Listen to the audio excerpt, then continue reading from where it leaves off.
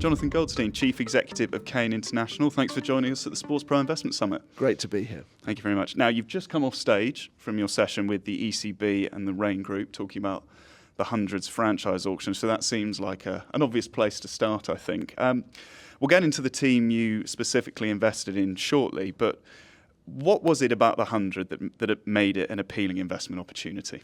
Well, I think if you step back and say, I love cricket, I've always loved cricket, it's been a huge passion of mine for the whole of my life, and I felt for many, many years that English cricketer was underexploited commercially. And I think the ECB started the 100, and they've done a great job for 4 years.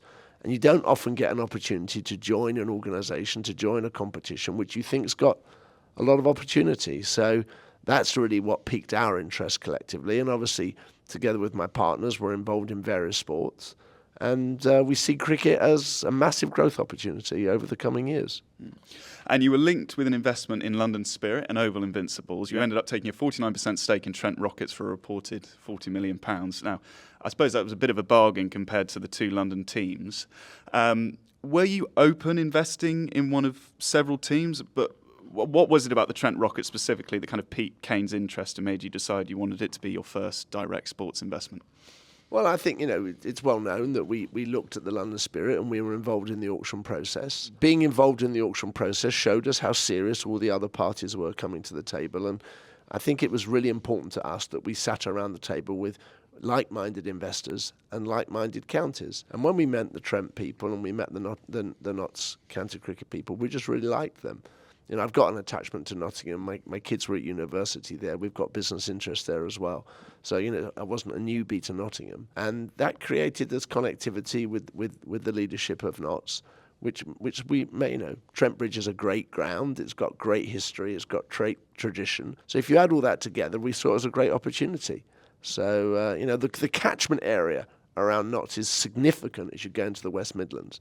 And I think that is really the opportunity we see as growing the fan base, and that's really why we carried on and we decided to become their partners. Yeah, and I remember when, being the person I am, I read press releases quite a lot, but when you entered exclusivity for the Rockets, you said you were looking to elevate the team's commercial and experiential offerings. I know it's still early days, but how do you plan to do that? Well, I think if you speak to the Notts people, they'll tell you that they sell more merchandise and sell more tickets for the 100 than they do for very many of the Notts individual games in Trent Bridge. And what we'll be looking to do is to help them take that to the next level, to improve the product on the day, to improve the fan experience, to improve the commercialization, to improve the merchandising and sponsorship arrangements. They've been run centrally by the ECB up until the end of this season, and a lot of the rights are going to revert to the teams for next year.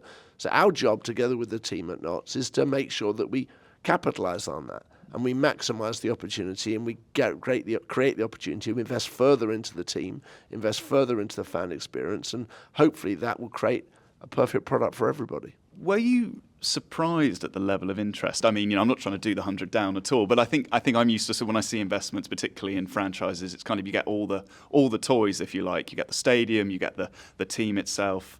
I guess the 100's slightly different in that the investment is solely in the team, the franchise. So with that in mind, as I was saying, were you surprised at the level of interest, the amount of bidding that took place, or do you think that actually reflected the opportunity and investment potential from the parties?